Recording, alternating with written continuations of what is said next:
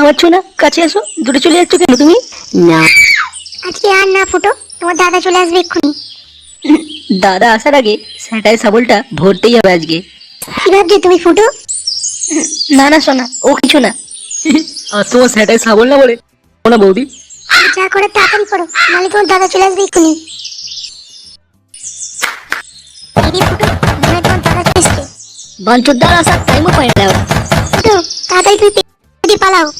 একদিন এই বাঞ্চোদ্দাকে রাস্তায় পেলে না, ও সেটা ভেঙে দেবো। না না আর দেরি করো না, তুমি যাও। হ্যাঁ হ্যাঁ, যাচ্ছি যাচ্ছি। ফুটো তুমি এদিক দিয়ে তাড়াতাড়ি চলে যাও, নাহলে আমার পর তোমাকে আমার সাথে দেখে ফেললে আমার সেটা ভেঙে দেবে। আচ্ছা বৌদি, আজকে আসি তাহলে, কালকে আবার আসবো। কি হলো বাড়া ব্যাপারটা? লেওড়াই ফুটো বৌদির বাড়িতে ছিল। ওটা বেলা 12টা বেজে গেল, খানকি ছেলেটা এখনো ঘুম থেকে উঠলো না। কি হয়েছে, চেল্লাচ্ছ কেন? ফুটো কোথায়? জানি না। না, খানকি ছেলেটা নিঘাত কোনো খারাপ কাজ করতে যাচ্ছে। যাই আর একটু এগিয়ে গিয়ে দেখি। শোনা আমি এসে গেছি। মারার বাড়িটা ঝুমা বৌদি ঢুকলো না। লেওড়া আমার সামনের দিক দিয়ে গেলে হবে না, আমি বরং ঘুরে যাই। যা করে তাড়াতাড়ি করো, তোমার দাদা না সন্দেহ করছে এই কদিন। আমি তো লেওড়া বুঝতেই পারছি না যে কোনটা দিয়ে শুরু করবো। ঠিক আছে, যে কোনো একটা দিয়ে তাড়াতাড়ি শুরু করো, না হলে তোমার দাদা চলে আসবে।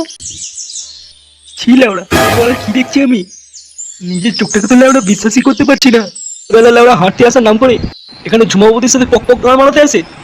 মাগি দরজা খোল, মাগি চলো, মাগি তাড়াতাড়ি দরজা খোল।